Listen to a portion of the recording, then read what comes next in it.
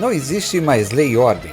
A luta por itens básicos se tornou selvagem e a sobrevivência é ditada pela lei do mais forte. E nesse mundo, apenas um fatídico dia criou um personagem que perambula por uma terra desolada e que trava uma batalha com gangues, grupos organizados e até uma cidade inteira, bem como consigo próprio e seus fantasmas. Saudações, amigos sobreviventes, loucos e motoristas de um mundo apocalíptico.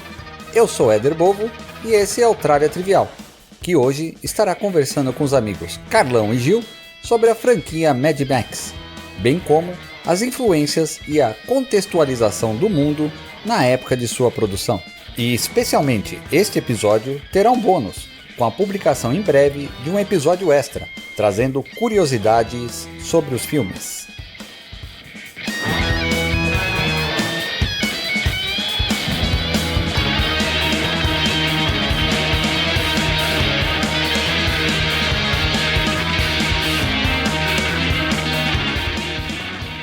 Estamos aqui de volta com eles, nossos amigos Carlão, diz oi Carlão. Oi Carlão. E Gil, diz oi Gil. Gil Gomes lhes diz oi. Hoje iremos falar de um assunto muito carinhoso, muito legal pra gente, porque saiu um meme uns tempos atrás dizendo Mad Max se passa em 2021. E agora eu vou perguntar direto pro Carlão, Mad Max se passa em 2021? Se não se passa, tá próximo, tá bem perto. Gil, e o apocalipse, está próximo? Não, ainda não. Tem salvação. Tá bom, gente. Mad Max, 1979, filme de George Miller. Um filme que foi a segunda investida do George Miller no cinema. Ele fez um curta antes com um amigo dele, que eu não lembro o nome, o Carlão vai lembrar. Eu tenho uma recordação porque foi o primeiro filme que eu assisti em VHS. Na verdade, foi a primeira vez que eu vi um VHS na vida, porque eu tinha uns 8, 9 anos, foi na casa de um primo meu, ele colocou aquela coisa moderna pra época, não vou lembrar a marca. E colocava o cassete por cima ou por baixo? Hein? Porque tinha um problema. Tinha o que ia por cima e o que ia por baixo. Não, o dele entrava de frontal. De frente mesmo. Imagina. Ele pegou o videocassete, ligou numa televisão preto e branco. E com 8, 9 anos você entendeu muito pouca coisa, mas eu tenho bem na memória. E vocês, quando foi que assistiram Mad Max a primeira vez? Tá, eu vou falar. Eu me recordo assim, eu posso ter assistido quando era criança, mas não me lembro. O que eu me lembro mesmo era na adolescência. Eu andava com um grupo de amigos que gostava muito de filme e a gente geralmente alugava muito filme de terror, mas um dos amigos foi lá e trouxe Mad Max. E foi paixão pela violência à primeira vista. Eu lembro de ter assistido o clipe da Tina Turner, We Don't Need Another Hero. E... Belo inglês, Gilson. Belo inglês. Adorei. Por favor, repita. A fluência em inglês do Gil aqui é fantástica. Parece um indiano falando. Então, aí a base de Mad Max foi com esse thriller assistido no Clip Trip que passava na TV Gazeta. Aí o filme mesmo faz um tempinho já que eu assisti. Eu assisti a Estrada da Fúria um mês atrás. Nossa, você tá... Afinal, quando que você assistiu o primeiro? Ou quero que você assistiu o primeiro? 79. O primeiro de 79, esse faz 4 dias.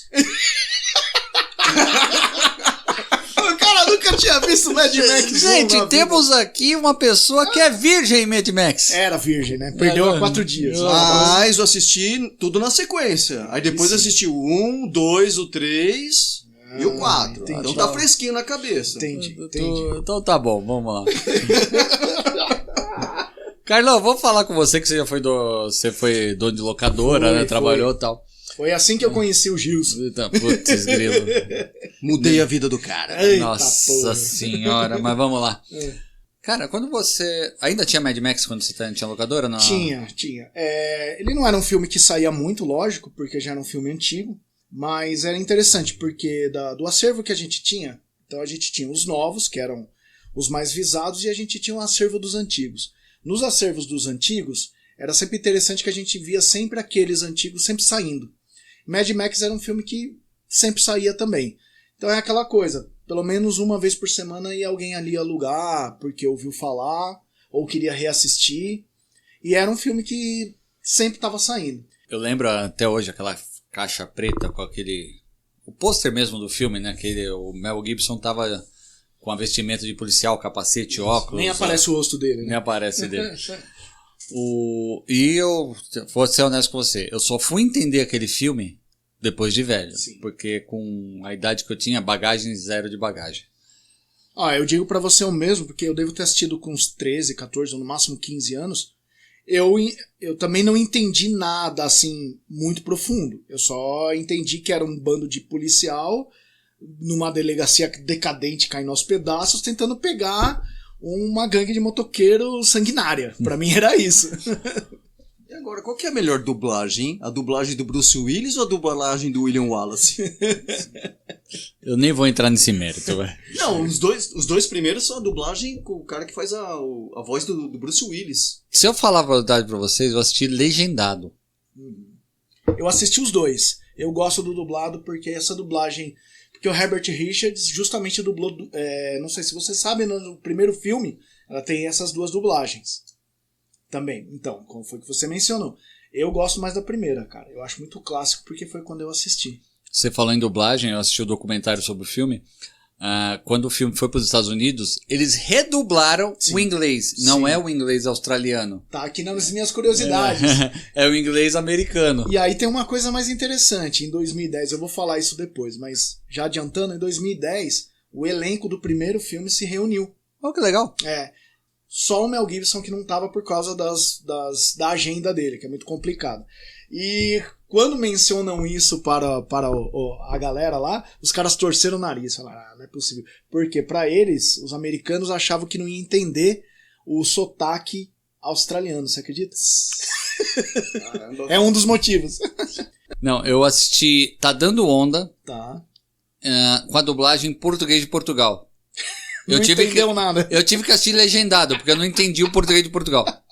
Mas eu olha, vou falar assim, eu vou... a fala lenta, você entende. Mas o português falando rápido é que nem o espanhol. Sim. Se falar muito rápido, você tropeça. Mas eu vou falar assim, como eu falo inglês, eu escuto o americano e escuto o australiano. Tem diferença? Tem, lógico. Mas não é, pelo menos eu acho que não é tão gritante quanto o português brasileiro e o português de Portugal. Qual é o contexto de 79 da produção naquela época? Tá. Tem algumas curiosidades. Eu sei Tem. que o filme foi barato, na época os caras pareciam que fazia vaquinha na esquina pra arranjar dinheiro pra fazer o filme. Exatamente. Como que foi? Bom, vamos lá. Eu vou fazer um resumo rápido aqui e vou entrar nesse assunto.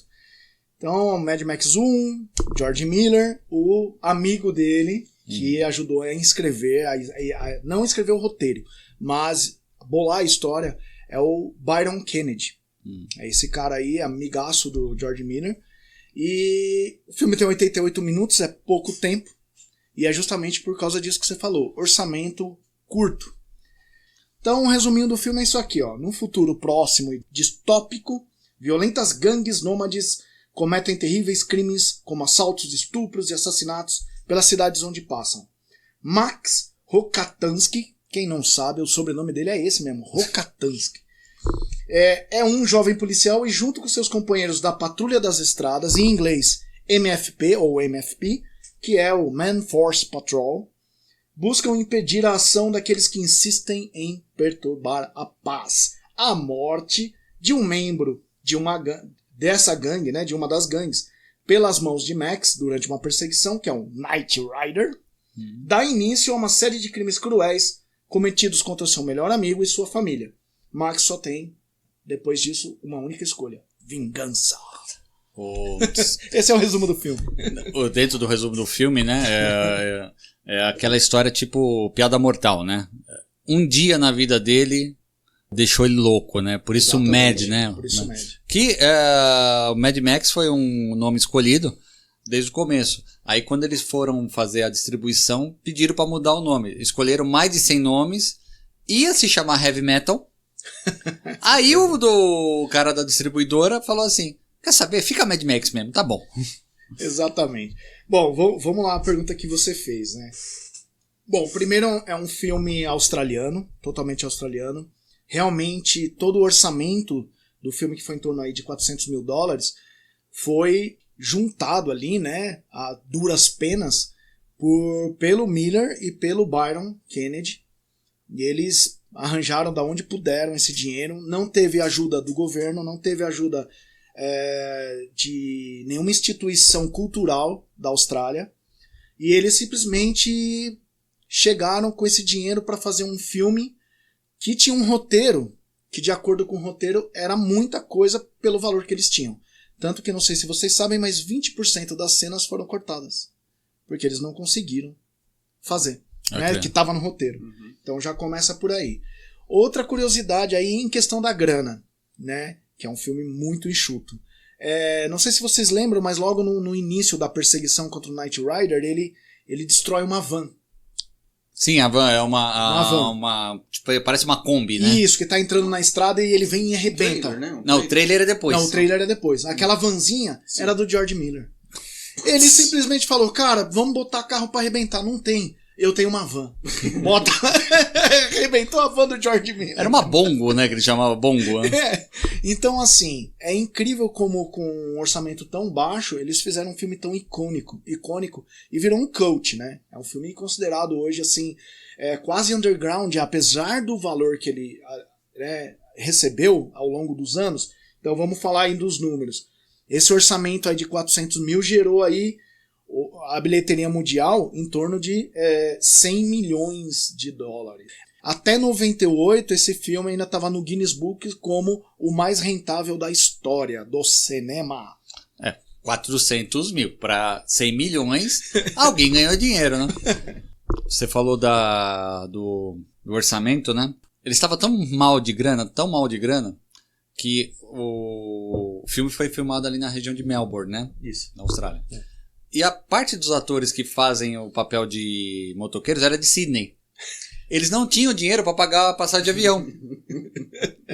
Aí falaram que até o ator que faz o Tal Coulter, o líder do mal, o líder da gangue, tava ele lá e falou assim, você faz o seguinte, né, manda as motos pra gente aqui, e a gente vai de moto até ali. Até ali. É do lado. Aí eles mandaram, né? Era mais barato mandar as motos do que pagar a passagem de avião. Aí eles vieram, ele mais 2, salvo engano, e nesse meio tempo eles foram criando essa identidade de motoqueiros. Mas aí tem um detalhe, Éder. Nós estamos falando dos atores, né? Que no caso aí, ele tem um nome meio bizarro. Eu vou falar por quê? Porque ele é indiano. Ele nasceu na Caxemira.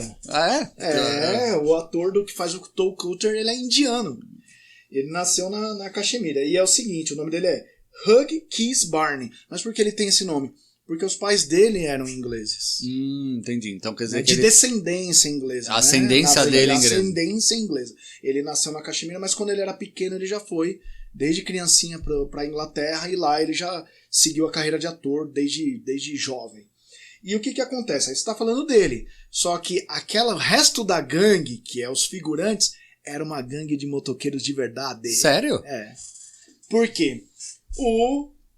O Miller não tinha grana. Ele falou, cara, eu não posso contratar mais 500 figurantes de atores. Eu vou buscar uns caras de verdade que sabem pilotar a moto. E aí o que acontece? Ele contratou essa gangue, esse motoclube, e os caras já vinham pro set de filmagens normal, do jeito que eles se vestiam no dia a dia.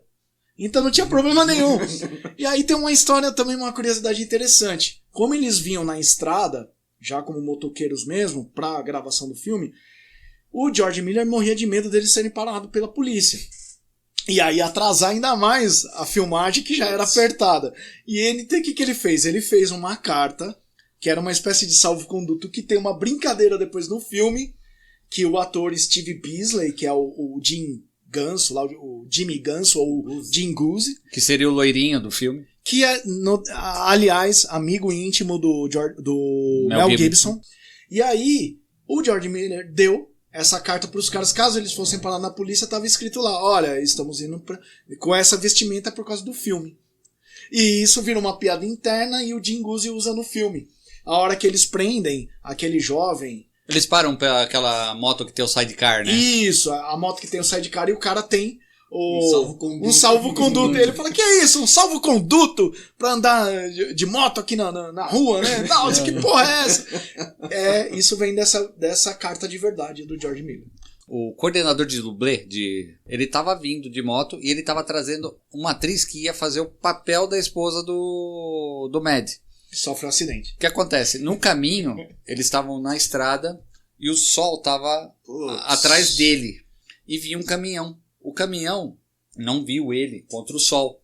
E ele falou aqui, vou desviar. Só que o caminhão ele desviou pro mesmo lado que a moto foi. Aí eles derraparam, o que aconteceu? Ele derrubou ele quebrou o fêmur, parte do nariz da face, e a moça quebrou o braço bem. Só que assim, a filmagem era tão apertada de orçamento que ele falou assim, eu não vou conseguir esperar ela. Exato. Aí chamou a atriz Joanne Samuel. Ela realmente não ia ser... ela estava cotada, mas ela não foi escolhida. Essa questão de custo obrigou eles a fazer cada absurdo que se fosse hoje, você fala assim, não vou fazer filme não. Lembrando, George Miller era médico e se arriscou no cinema. Gil, 1979, 1980, década de 70, final, começo de 80. A inspiração por George Miller foi a violência nas estradas. Sim. Ele pegou muito isso dos acidentes, dos abusos e tal. E ele transferiu isso como se fosse um mundo apocalíptico. Como se o resto do mundo tivesse sofrido um colapso por algum motivo, que depois a gente vai explicar. E aquela região ainda tentava manter uma ordem. Qual foi essa inspiração desse colapso mundial para o filme? O que você pode dizer assim? O que teve de inspiração dentro da geopolítica naquela época? Bom, gente, é o seguinte... Falar início dos anos 80, final dos anos 70, não tem como você não falar da crise do petróleo. Só que para falar da crise do petróleo, é necessário falar os antecedentes dessa crise. E os antecedentes dessa crise, eu vou dar um pouquinho de contexto histórico aí para vocês. A crise do petróleo, ela não veio por si só espontaneamente. Então a gente tem que contextualizar tudo isso. Onde a gente pode dar os primórdios da crise do petróleo? 1945 acaba a Segunda Guerra Mundial. A região da Palestina passa a ser controlada pelos ingleses. 1948 a Inglaterra abandona a Palestina. E o que acontece? Aquela região era dominada, viviam naquela região árabes e judeus. Então o que acontece? Eles determinaram uma região dentro da Palestina que vão ter os judeus e aqui vão ter os árabes. 1948, a Inglaterra sai da Palestina e no dia 14 de maio Ben Gurion declara a independência de Israel. No dia 15 de maio, os árabes em volta, liderados pelo Egito e Síria, dão início à guerra árabe-israelense. Bom, gente, não preciso dizer muito como que era um estado recém-criado de Israel, que não tem nada a ver com a configuração de hoje.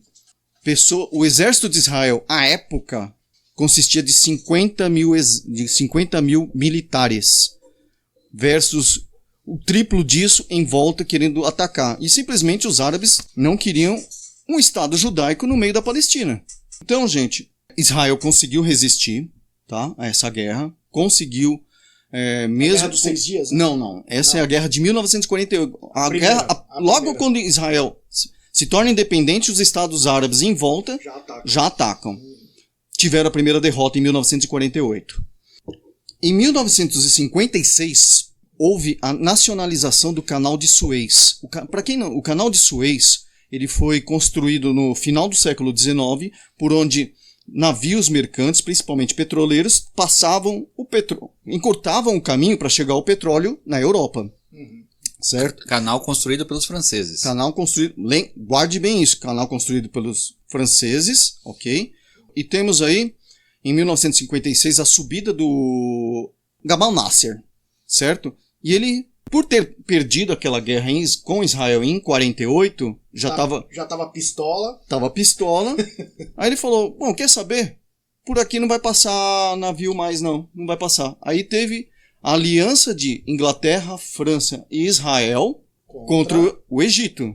Hoje em dia, se a Arábia dá um espirro, concorda que o preço do barril sobe? Imagina aquela época, então temos regiões petrolíferas no Golfo Pérsico, temos o fechamento do canal de Suez pelo Gamal Nasser em 56, mais uma vez uma crise se instaurando, né? Então, oscilação do preço do barril do petróleo.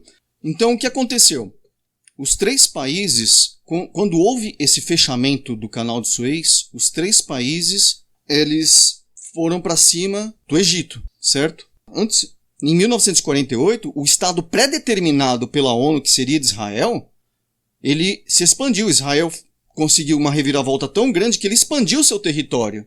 Uma sugestão que eu dou para quem não gosta de história, mas quer ler um romance, Êxodos do Leão Uris. Gil. Vamos lá. Só para... Como eu estava falando do Gamal Nasser, ele ascendeu à presidência do Egito em 56 e deixou em 1970. Tá? Nessa época a gente tem em Israel Ben Gurion como primeiro-ministro de 48 a 53, Moshe Haret de 53 a 55, Ben Gurion novamente de 55 a 63 e Levi Eshkol de 63 a 69. Esses nomes são importantes porque a gente vai entrar no seguinte: 56 temos a nacionalização do Canal de Suez, França, Inglaterra e Israel contra o Egito, certo? Movimentação na ONU para que cessassem as hostilidades. Nasser teve uma derrota avassaladora contra essas três potências, mas ele conseguiu uma vitória política na ONU. E a partir de então, Nasser estava num jogo duplo de querer armamento ou americano ou soviético. Os americanos não deram armamento para Nasser, porque eles já imaginavam que Nasser fosse utilizar esse armamento contra Israel. Mas aí, o que a gente tem? A gente tem nesse período Nikita Khrushchev, que foi de 53 a 64. Ele começou a abastecer tanto o Egito quanto as nações árabes com armamento soviético, armamento de ponta. Enquanto Israel estava lá com seus caças Mirages, as nações árabes e principalmente o Egito estava sendo abastecido pelo que tinha de melhor de tecnologia militar, que em termos da aviação eram os MiG. Gil, uma pergunta. Mas todo esse material era financiado pelo petróleo que essas nações produziam? Então, a gente tá... A Síria, né? A Síria não é uma das grandes produtoras, ela não faz parte, né? Mas o Egito, ele tem uma questão estratégica, né? A questão do Egito não é nem tanto petróleo, mas a posição estratégica. O canal de Suez passa justamente por onde passa. Egito, né? Exatamente, né? Então a gente tem ali uma questão de logística. Como eu disse, o Nasser, ele perdeu militarmente, mas teve uma vitória política, tá? Então foi ali, Israel voltou às fronteiras, tá? Em 1960, temos a criação da OPEP, que é a Organização dos Países Exportadores de Petróleo. Vamos continuar para vocês entenderem, dentro do contexto Mad Max, sabe aquela coisa? Mundo apocalíptico, deserto, crise de abastecimento. Tá acabando a gasosa. Tá acabando a gasolina. Pergunta, 1962, o presidente na época dos Estados Unidos era Kennedy e da União Soviética o Khrushchev. Vamos fazer uma ligação aqui. 1962, Kennedy, Khrushchev, Cuba. O que a gente lembra disso? Crise dos mísseis. Nucleares, ou seja, o mundo esteve a um passo de uma guerra nuclear com esse episódio, certo? Que tem tudo a ver com Mad Max, porque um adendo. O clima do Mad Max 1 ainda não aconteceu uma guerra nuclear. Na verdade, estava um conflito por combustível. Por petróleo, mas dá a entender que tá tudo decadente e tá caminhando para uma e a relação guerra. E a relação entre as pessoas está decadente. Exatamente. E a dependência do mundo do petróleo, do carvão na época era praticamente unânime. Sim. Falar em energia limpa naquela época... Não existia. Eu acho que só na época... 79 era o Carter, né? O presidente dos Estados Unidos. 79 era o Carter. Jimmy Carter. É o Jimmy Carter. Ele pensou em investir nessa área como o Biden hoje, né? Então, o petróleo era a principal fonte de energia. É a base de tudo, né? mesmo energia atômica. Sim. Num mundo que viveu a crise da guerra atômica, ainda era insípido.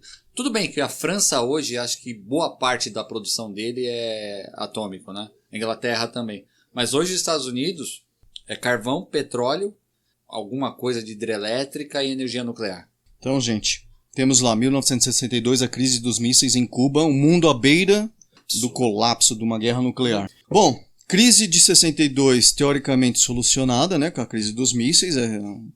Isso daí cabe a um episódio à parte, um podcast à parte. Temos então 1967. Vamos dar uma pulada para uma crise que aproximou aquele reloginho do ponteiro do fim do mundo. Chegou quase no final. Tá caminhando, tá acelerando. O relógio do apocalipse. O relógio do apocalipse, E não 1967. estamos falando de apocalipse zumbi, hein? Os serviços de espionagens de Israel descobrem, fica a dica aqui, um filme muito bom que acho que ainda está na Netflix, O Anjo do Mossad, que os países árabes estavam planejando atacar Israel.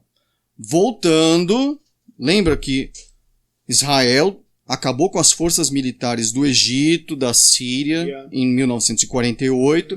Novamente, a União Soviética financia militarmente estes países, ok? O Nasser estava muito, mas muito bem equipado em 1967 com o que tinha de melhor de armamento. E o Mossad consegue descobrir que sim, os países árabes da região estavam prestes a atacar Israel. E aquele jogo todo diplomático, corre para cá, corre para lá, para a ONU, não dando certo. O que acontece? Israel se antecipa. E vai pro ataque. Qual é a melhor defesa? É o ataque. Mas foi excepcional o ataque israelense. 6 dias. 6 dias. Acabaram com tudo. Gente, a guerra, como eles não estavam tendo apoio, Israel estava, olha, eles estão prestes a nos atacar. Não! O secretário de defesa dos Estados Unidos fazendo aquele jogo, na época, o presidente dos Estados Unidos era o Lyndon Johnson, continuava o Nikita Khrushchev lá era o Brezhnev como premier da União Soviética. Israel preparou suas forças e em 6 dias conseguiu destruir 90% da força aérea egípcia em solo. Então, eles sabendo disso, destruíram a força aérea. Imagina os MiGs brilhando, tinindo de novo. Em 6 dias, Israel conseguiu destruir, cortar linhas de abastecimento em 3 frentes, na frente da Jordânia, Síria, Egito. O Israel praticamente conquistou toda a península do Sinai, certo? Conquistou Jerusalém, conquistou as colinas do Golã, que faz fronteira com a Síria. Acho que só na península do Sinai cabem uns 4 estados de Israel atualmente, né? Com o problema da guerra, você meio que se acha meio que super poderoso, né? Uhum. Se acha onipotente, né? E os árabes não estavam engolindo aquela derrota avassaladora que tiveram na Guerra dos 6 Dias.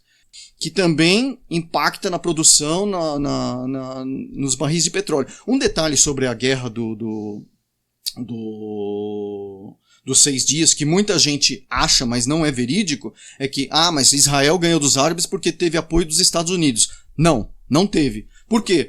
Porque se os Estados Unidos intervissem na guerra ao lado dos israelenses, imediatamente os Estados Árabes produtores de petróleo cortariam a produção de petróleo para a Europa e os Estados Unidos. A União Soviética estava, sim, fornecendo material para os árabes. Mas chegou um momento que Israel torpedeou, lançou um míssil num navio americano sem saber que era americano. Na hora que o caça fez a volta no navio, que ele se tocou que as letras que estavam no casco do navio, ele falou... Não eram árabes. Ela falou, essa porra não é árabe. Agora eu já fiz merda, vou embora. Essa coisa de fazer merda acontece que nem nas Malvinas. Os ingleses quase derrubaram o avião da Varing na Guerra das Malvinas, né? Não, o avião da Varing, a cor da Varing é quase azul e branco igual a bandeira da Argentina. Pois é, pra piorar. Para vocês terem ideia, que depois desse detalhe assim, então Israel saiu muito fortalecido. Saiu fortalecido. O orgulho nacional foi lá em cima. O território de Israel expandiu de tal maneira que ficou, a Península do Sinai foi para eles, conquistaram as colinas do Golã, Jerusalém, enfim. Os árabes não engoliram isso. O que acontece quando você não engole uma derrota? Vamos preparar para uma nova guerra. Qual que foi essa guerra? A guerra da desforra dos árabes, a guerra do Yom Kippur, a guerra do Dia do Perdão. Que ano que é? 1973. Os árabes aproveitaram do dia mais sagrado no calendário judaico e atacaram. Nessa época, o presidente do Egito já era o Anwar Sadat. Tá? Então a gente tem em Israel como primeiro-ministro ali, Levi Eshkol, e Moshe Dayan, o papel dele principal ali, tá? E como secretário de defesa, certo? Em 1973, temos a guerra do Yom Kippur, que começou no dia 6 de outubro.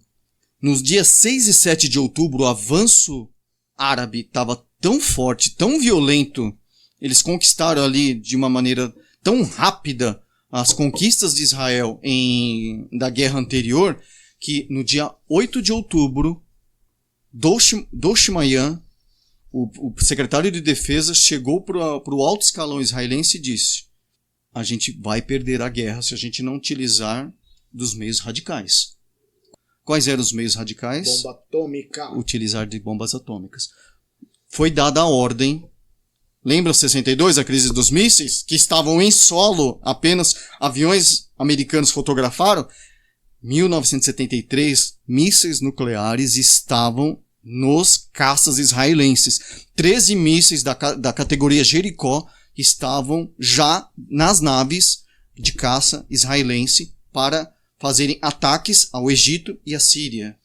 Também outra indicação o Gil falou sobre as armas atômicas israelenses. Tem um romance do Ken Follett, que escreveu O Buraco na Agulha, chama Triângulo. Ele romanceia uma versão de como Israel conseguiu a bomba atômica. Então, no dia 8 de outubro, teve o relógio do fim do mundo, avançou um ponteiro ali que estava na iminência de Israel retalhar para não ser exterminado pelos árabes, usar as bombas atômicas. E que foi nesse contexto que, à noite, os Estados Unidos, na noite deste dia, abasteceram Israel, porque Israel estava perdendo as suas linhas de suprimento.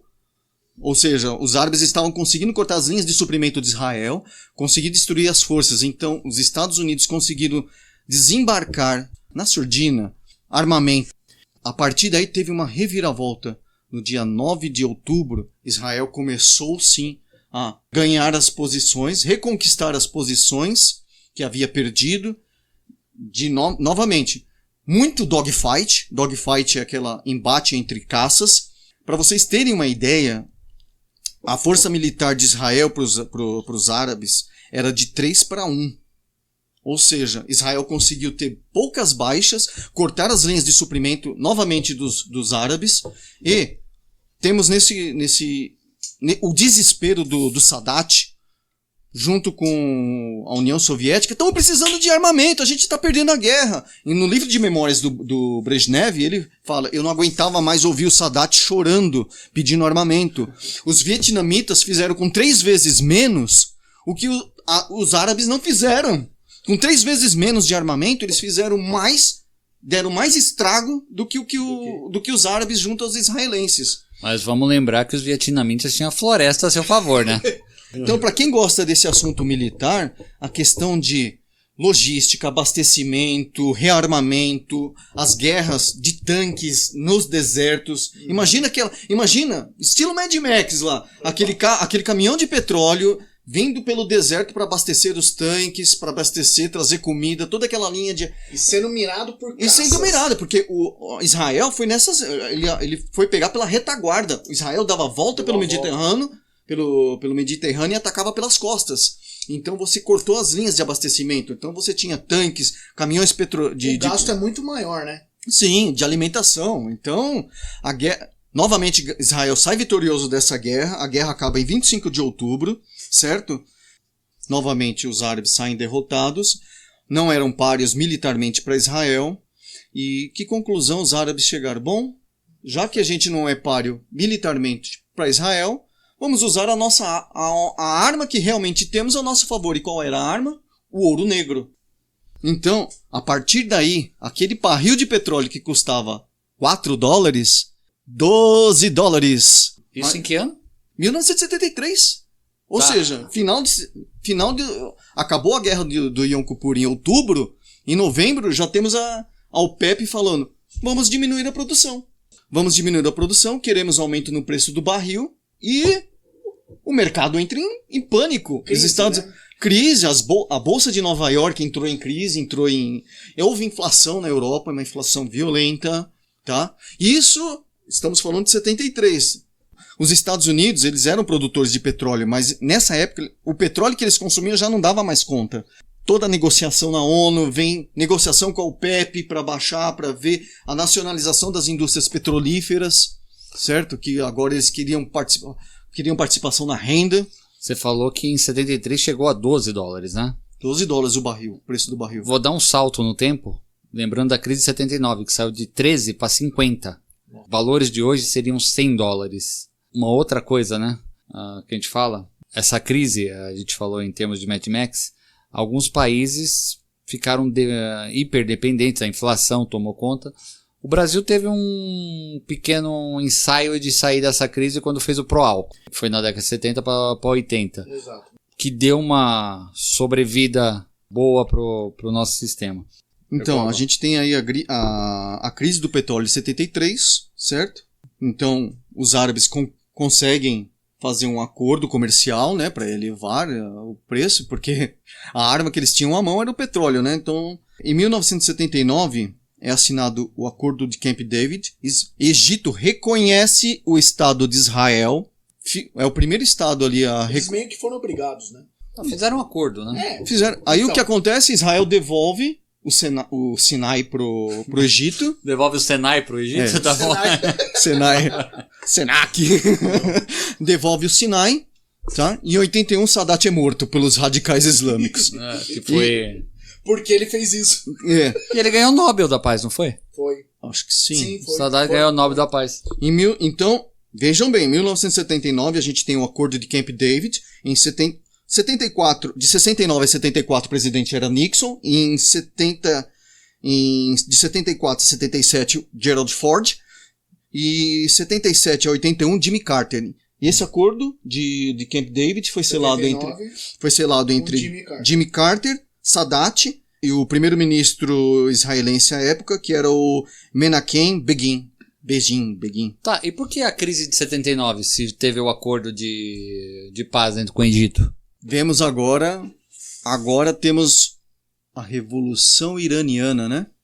Temos a Revolução Iraniana, que até então o Shah da Pérsia, né, o Reza Pahlavi, foi destituído pelos ayatollahs, liderado por Khomeini. Aí virou o Ayatollah Khomeini, que foi a revolução... Pode ser que foi uma revolução de costumes, né, que eles falam. Total. Revolução total. Novamente uma crise, né? E o Khomeini já planejava essa revolução quando ele estava exilado na França. Exatamente.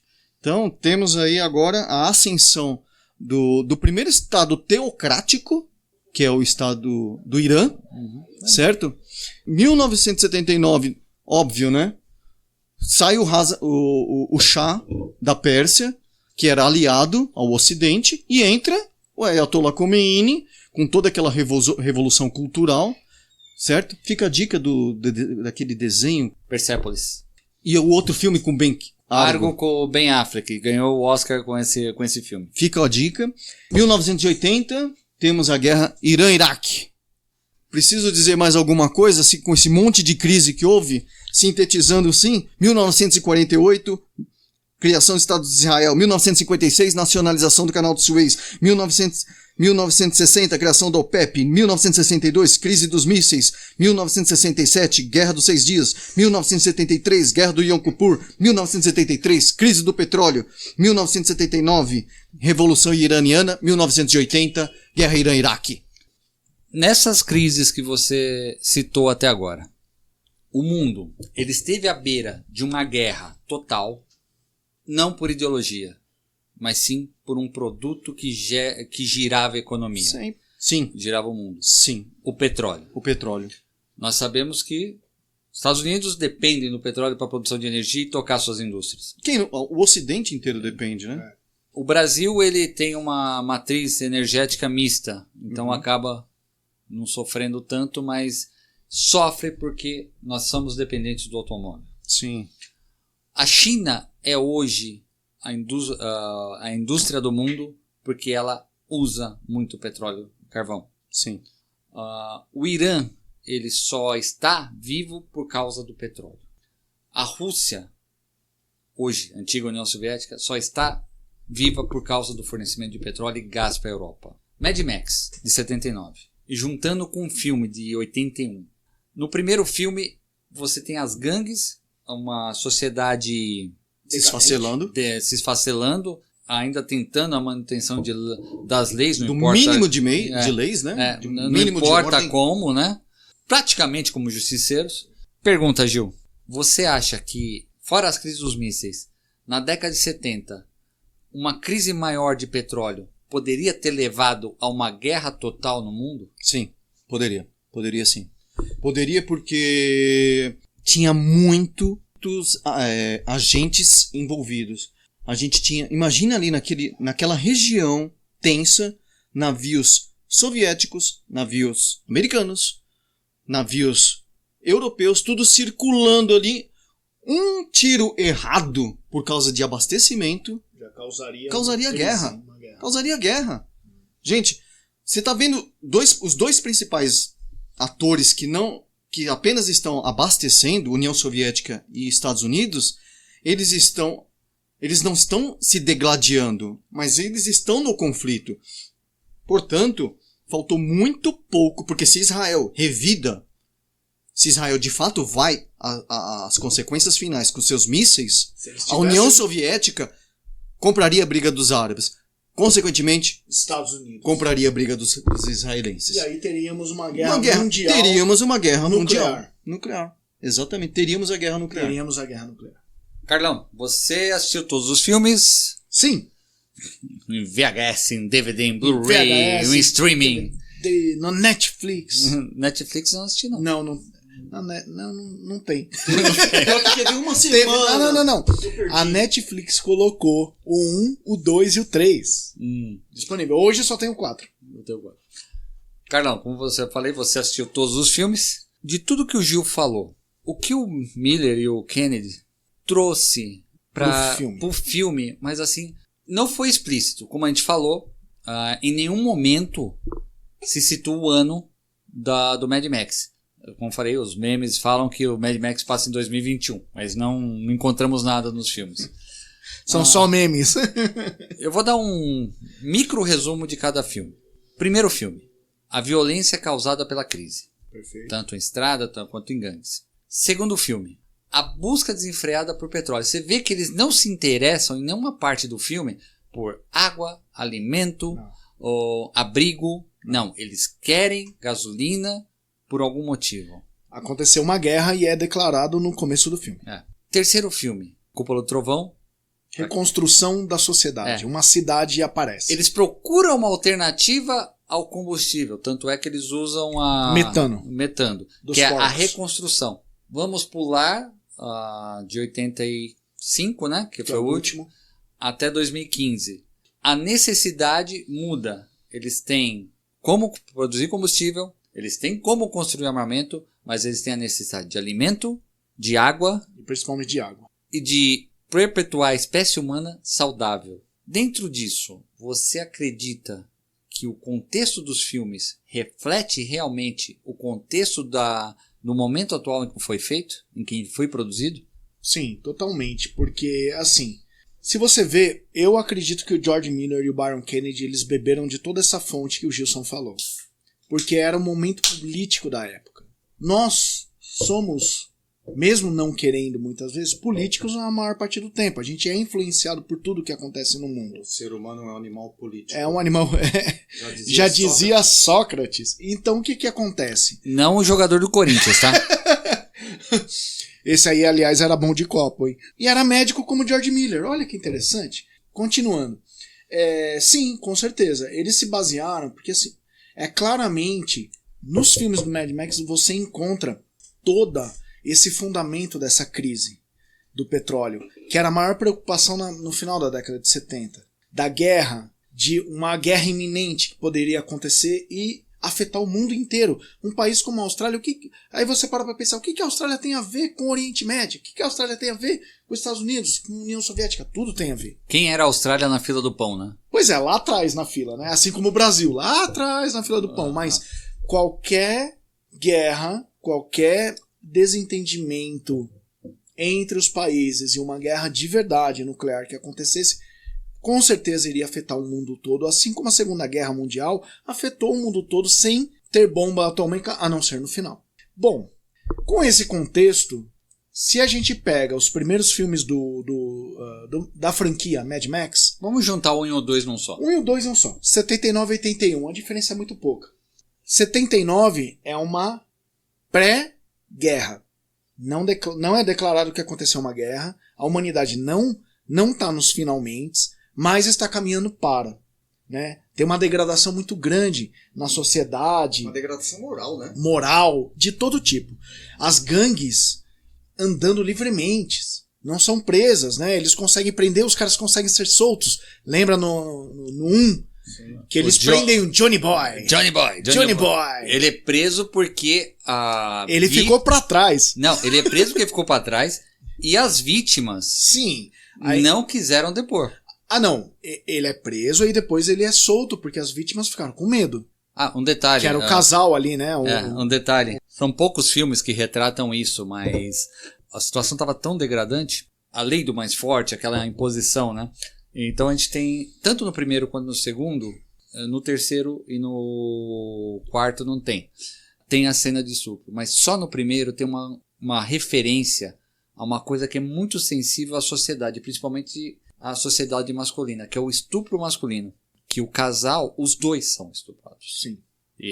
Mesmo que... E é interessante isso que você está falando, Éder, porque, assim, para quem assiste o filme meio superficialmente ou não presta muita atenção, você acha que só a mulher foi estuprada. Não, mas Mas se você reparar bem, a hora que na cena que o rapaz ele corre sem calças, e o Jimmy Goose, e ele para e fala, rapaz, vem aqui. Não é nem o Goose, são os outros...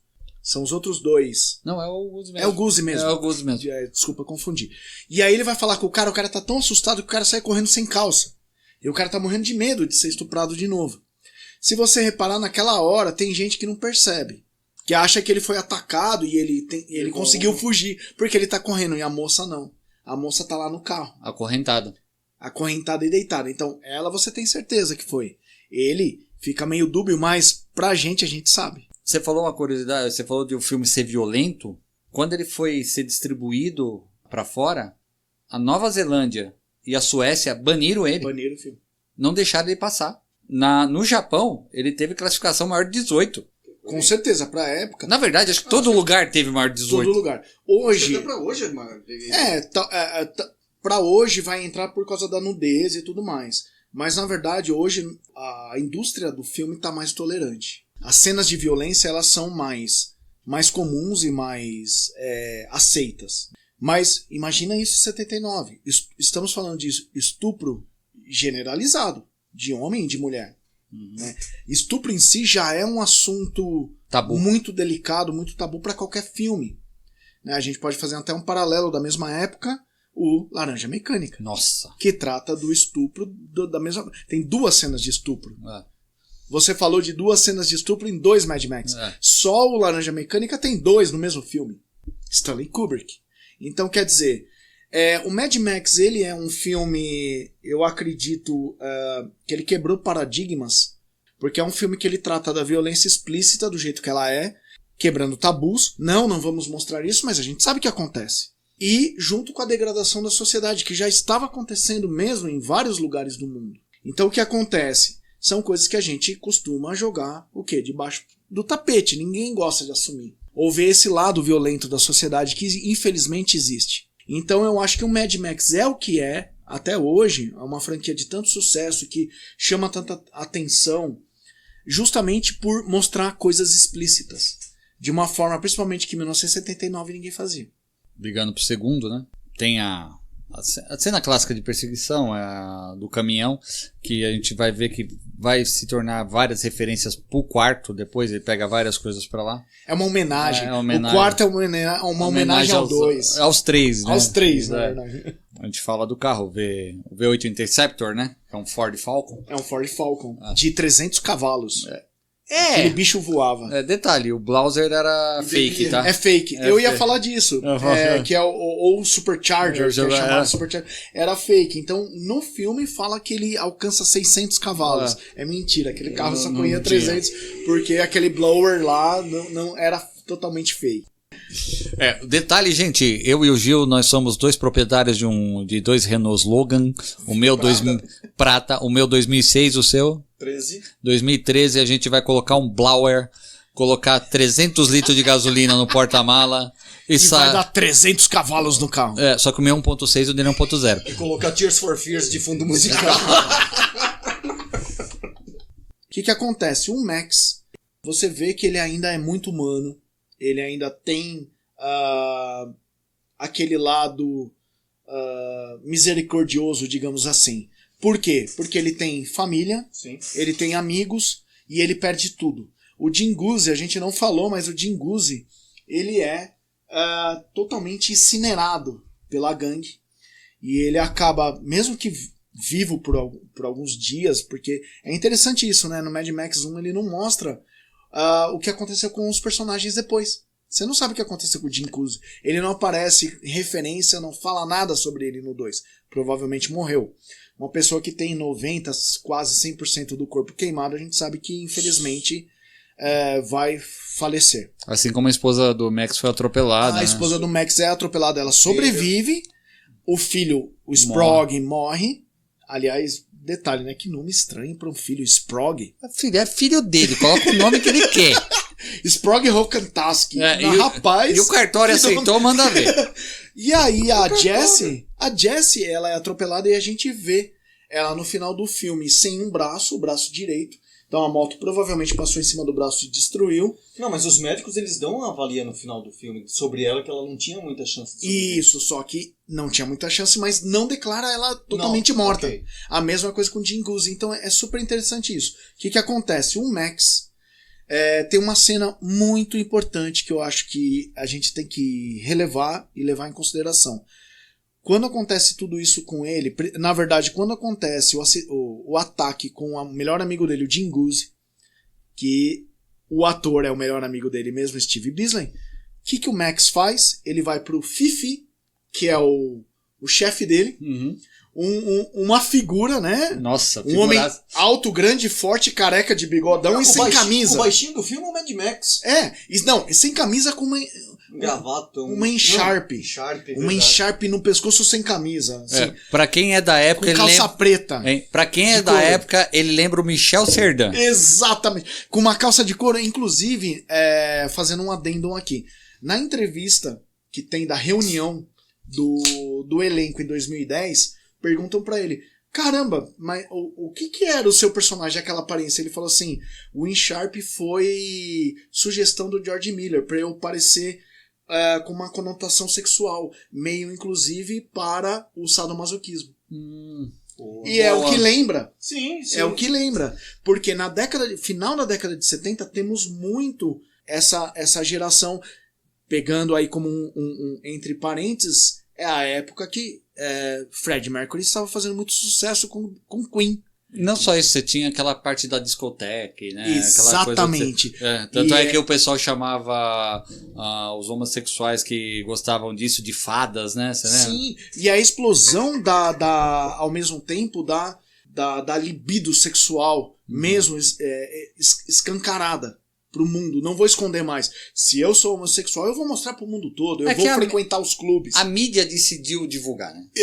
Isso, e ajudou a divulgar. Então, só voltando, quando o Mad Max chega pro chefe dele, o Fifi, essa figura, e ele, olha o nome, Fifi, e ele fala assim, eu tô pedindo demissão. E aí o Fifi fala, não, fique, porque ele era o melhor policial. E o Max, vocês se lembram qual é a justificativa dele? Ele fala que se ele continuar daquele jeito, ele vai ficar igual a eles. Exatamente. Ele tem medo de virar um monstro como aqueles caras. E ele sabe que ele vai virar. Tô aqui em mãos um quadrinho, sugestão também. Piada Mortal, Alan Moore e Brian Bolland, né? Brian Bolland. Super clássico. É clássico. Ícone. Batman e Coringa. Nesse gibi, o Coringa ele fala assim, que se alguém tiver um dia realmente ruim, ele se torna um monstro. O Alan Moore, ele usou praticamente o que aconteceu com o Max no filme. Ele teve, não um dia, mas 2 dias ruins. Foi o atentado ao Guzzi, né? E a morte da família. A morte a partir da morte a esposa e o filho. E a partir da morte da família, quando ele se decide pela vingança, não pela justiça, ele se decide pela vingança. Ele usa, não só ele usa, ele vai pra casa, pega o uniforme dele, eu imagino usar uniforme de couro na Austrália, naquele calor, deve ser uma beleza. Num carro que não deveria esquentar nada. Pega sem ar-condicionado. Pega um carro, literalmente, sem ar-condicionado e sai atrás de todo mundo. E aquela cena final com o Johnny Boy, com a serrinha... Que ele prende ele no veículo que tá pra explodir. Que não, ele coloca o isqueiro pra explodir. E ele fala pro cara, você demora 10 minutos pra serrar essa algema de aço. E 5 minutos pra serrar. E 5 minutos pra serrar seu pé. Essa explosão aqui vai acontecer mais ou menos em 5 minutos. Então, se você quiser serrar seu pé, você fica livre. Relembrando Alan Moore, ele usou a mesma cena com o Rorschach no Watchmen. Sim. Quando ele ataca aquele cara que sequestrou a menina lá e matou ela. A criança, ele algema ele no fogão e bota fogo. É a mesma coisa. E dá a serra pra ele. Você se vira. Se você quiser se salvar, corta o seu pé. Pensa bem, Mad Max de 79, ele serviu de inspiração para outra. Uma escrita de 86. 86 e 87. Exatamente. E, como eu falei, o Dia Ruim, o Piada Mortal. Não sei se foi inspiração, mas a temática tá ali. Sim. A gente falou da necessidade de petróleo, todo mundo atrás de gasolina. Sim. Ninguém tinha Chevette Júnior, ninguém tinha Fiat Uno Mille, ninguém tinha Gol 1000 naquela época. Não, todo mundo quer correr pra caramba, quer ter um V8. Eu falei, depois do Itamar a gente não tem mais a preocupação de ter um Maverick. Um Maverick aí, porque assim, você compra um Maverick e tem que ter um posto de gasolina. O palão. Mas vem cá. Todo mundo atrás de gasolina, não vi ninguém se preocupando com comida, se preocupando com água e se preocupando com abrigo. Porque aquele Forte do 2, pelo amor de Deus, né, velho? Era um ônibus. Você sabe que a entrada é um ônibus. O ônibus era um portão, velho. Com umas placas de metal pra não destruírem a janela e o restante. E outra coisa, por que o Lord Mungus era o Jason? Vamos lá, então. Primeiramente porque no 2, finalmente a guerra do petróleo lá, a guerra baseada no petróleo aconteceu. No 1 não. No 1 não temos a guerra ainda, estamos caminhando para uma decadência. No 2, logo no começo, tem uma narração. Ele é pós-apocalíptico. Pós-apocalíptico, é dita a história, é falado, olha, aconteceu uma guerra por causa de nuclear, por causa de combustível e falta combustível no mundo. Não falta água, não falta comida, falta o quê? Falta combustível, falta gasolina. É o que a gente vê, o filme 2 inteiro é uma busca constante por gasolina. O Mad Max não se importa com mais nada. Max não se importa com mais nada. Por quê? Ele perdeu a família dele, ele perdeu o melhor amigo dele e sabe-se lá o que aconteceu com a delegacia que ele fazia parte lá. Ele simplesmente abandonou e tá no meio do deserto. Atrás do quê? Atrás de combustível. Tanto que assim, quando ele vê um dos ataques acontecendo ao pessoal que sai da refinaria, né? Vamos relembrar lá, tem uma hora que a refinaria abre a porta, que é um ônibus, e sai aquele monte de gente. Detalhe, você falou dessa cena, me Sim. veio na cabeça uma coisa. Diga. Ele tem uma referência a alguns filmes. A narrativa do menino selvagem, ele lembra a abertura do Conan, a entrada do Conan. É bem Conan. Sim. Só que quando ele encontra o Capitão Gyro e vai para aquele monte e vê o forte, me lembra a Guerra nas Estrelas, o primeiro. Sim. Até a transição de cena é igual. Eu não posso dizer se o George Miller realmente usou isso como referência totalmente. Mas olha, é até interessante o que você falou, Éder. Eu não sei se o George Miller chegou a usar como referência, porque ele nunca declarou isso. Nunca oficialmente. Acredito que sim, ele deve ter assistido Guerra nas Estrelas de Conan. Que Conan é de 82. É que na verdade o Conan é um ano depois, né? O Conan é de 82. Mas. Quanto filme bom na época. Mas assim, é interessante isso porque na verdade a gente pega o clima daquela época. Do final dos anos 70 e começo dos anos 80. O quê? É tudo meio apocalíptico, é tudo meio selvagem. O próprio Conan, tudo bem que o Conan se baseia nos quadrinhos, que é selvagem. Mas o Star Wars ele tem um lado meio assim de desolação, no meio do deserto, no meio abandonado no pântano, e essas cenas. A mesma coisa acontece com Mad Max. Por que não comida, água e outras coisas? Tá. Por quê? Aconteceu a guerra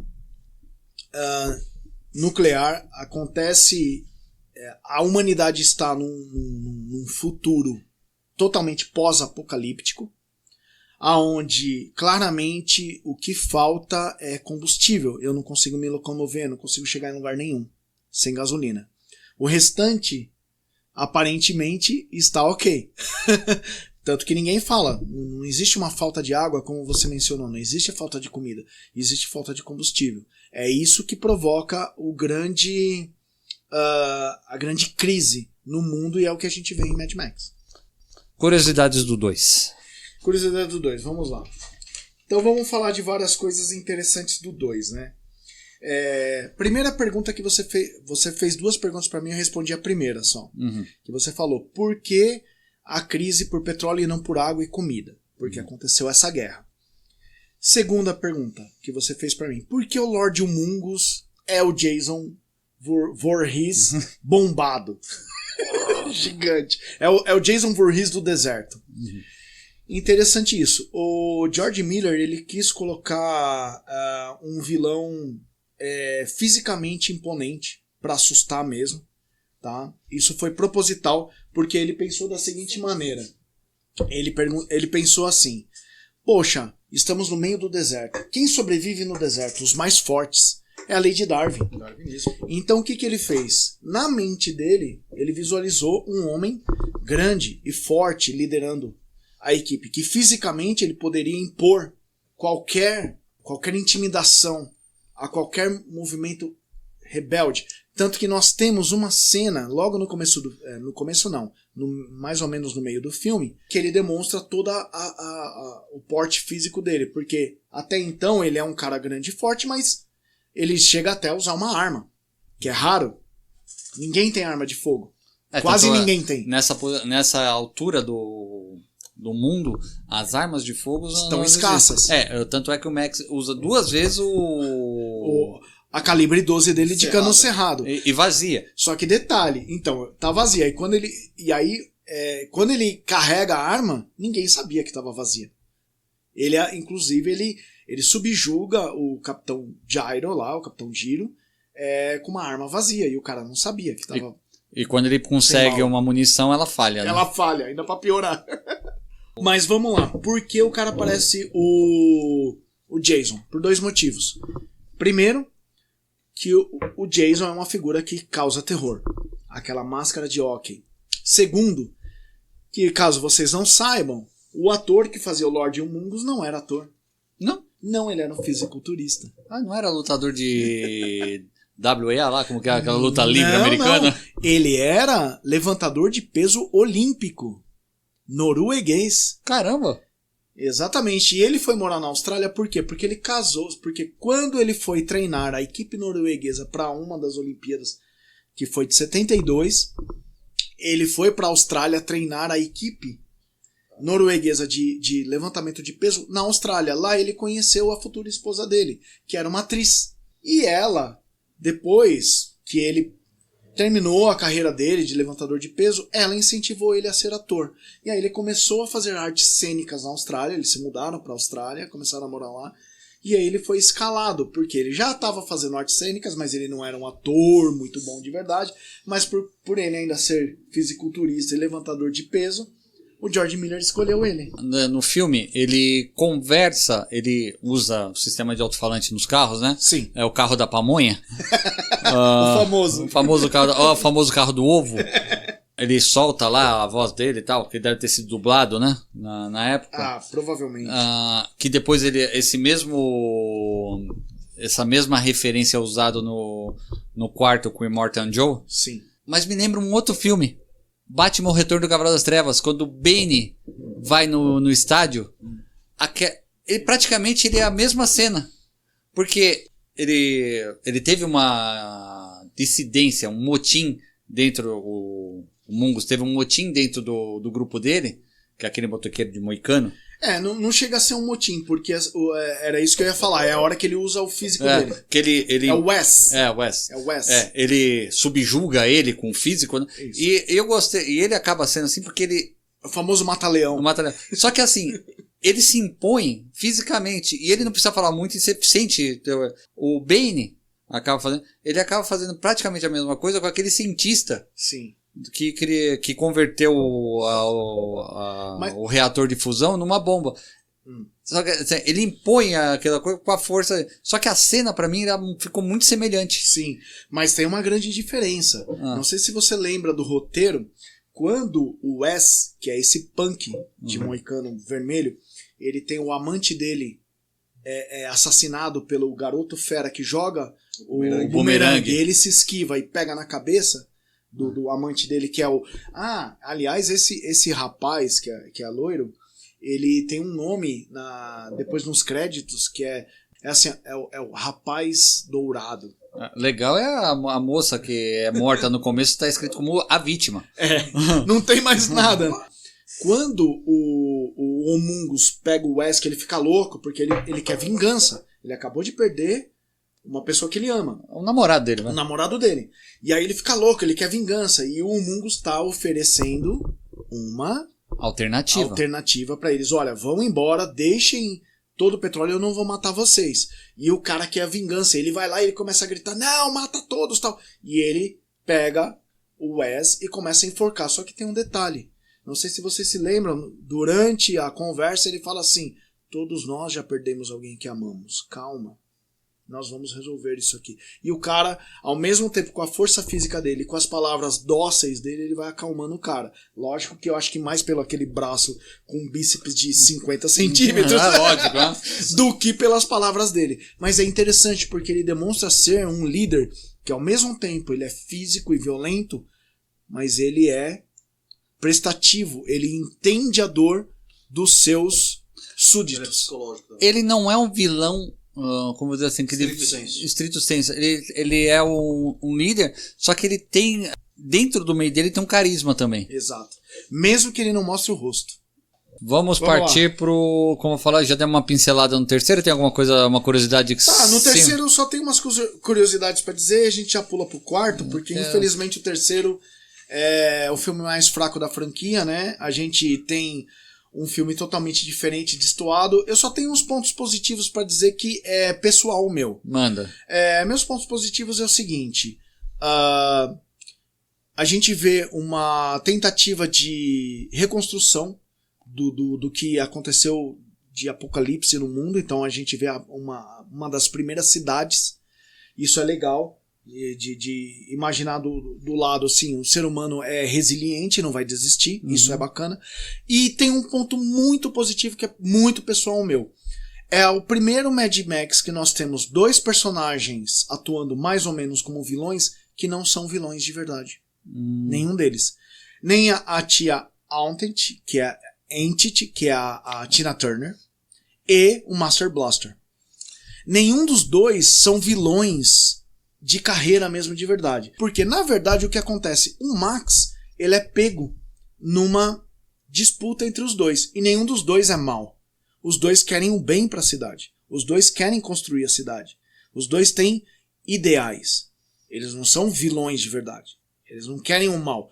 Se a gente pegar o primeiro Toe Cutter, ele é um psicopata. O Lord Mungus, pior ainda, é outro psicopata. Que não se importa em matar. Eu quero conquistar aquilo e eu faço o que eu quiser, eu destruo. Nenhum dos dois quer destruir. Eles querem o quê? O melhor pela cidade. O problema é que eles estão em rota de colisão. E o Mad Max, o Kantansky, ele é pego no meio. Mas como diz a própria trilha sonora que a Tina Turner canta, né? Não precisamos de outro herói. Porque de herói, como diz aquela frase, né? De boas intenções, o inferno tá cheio, né? Tá cheio, exatamente, a mesma coisa. É por isso que eu acho interessante. A personagem da Tina Turner e o Master Blaster, eles são personagens que você se identifica e em algum momento do filme você até tem uma empatia, algo bom por eles. Você não os odeia. Que nem no Lord Mungus e o Toe Cutter, eu quero que eles se ferrem. Eu quero que o Mad Max uma hora pegue eles. O diretor, ele se autorreferencia, você já percebeu ou não? Porque o Blaster, ele se referencia àquele rapaz que ajuda a menina, que ela, a minha esposa do Mad Max, encontra na floresta, que ele tem uma deficiência. É o Breno. O Breno. Ele tem essa... Breno. Ele tem essa deficiência. E ele ele se referencia, o Miller se referencia. É verdade. Praticamente ele puxa alguma coisa de outro para se referenciar.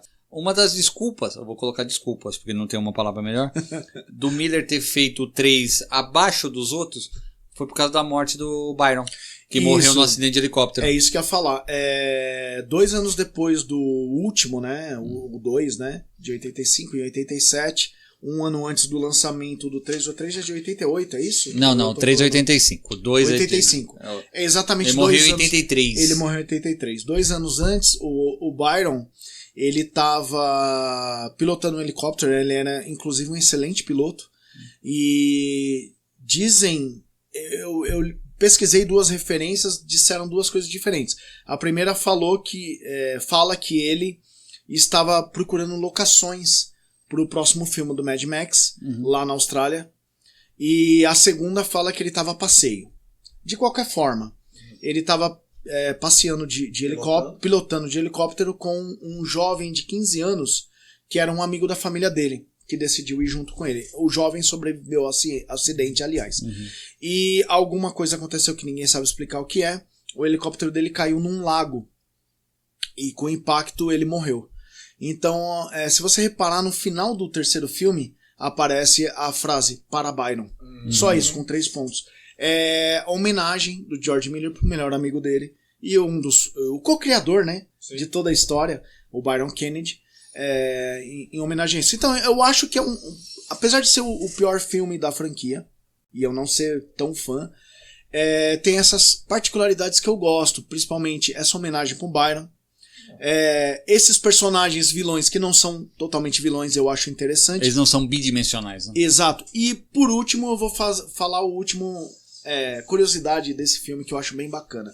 O personagem chamado Iron Bar, que é o anão, um bem baixinho, que é um dos membros lá da gangue da Tina Turner, né, da personagem da Tina Turner, e ele tem até um papel ali relativamente importante, dá pra perceber que ele é um dos líderes, né, ela chama ele. Ele, além da carreira de ator, ele é vocalista de uma banda de hard rock australiana de grande sucesso lá na Austrália. Eles já gravaram 11 discos e eles já fizeram um turnê com o ZZ Top e o Aerosmith.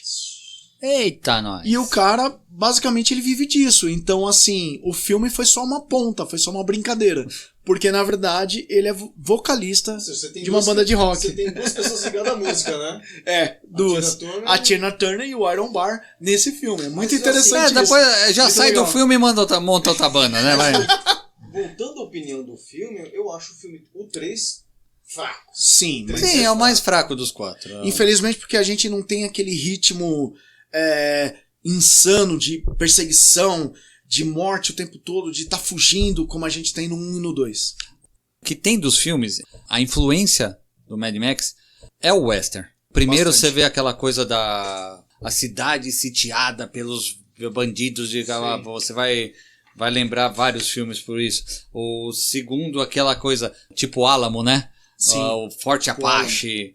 E o terceiro é a cidade, aquele. Como que é? Aquele. O coronel que quer dominar tudo. Os tons dos filmes são diferentes. Você percebe. O 2, ele fica. O 2, ele. Se você olha assim a tonalidade das cenas, ele é diferente. Ele é mais desértico, ele é mais. Mas aí já é aquela pós-holocausto mesmo, né? E o 3 é colorido. É.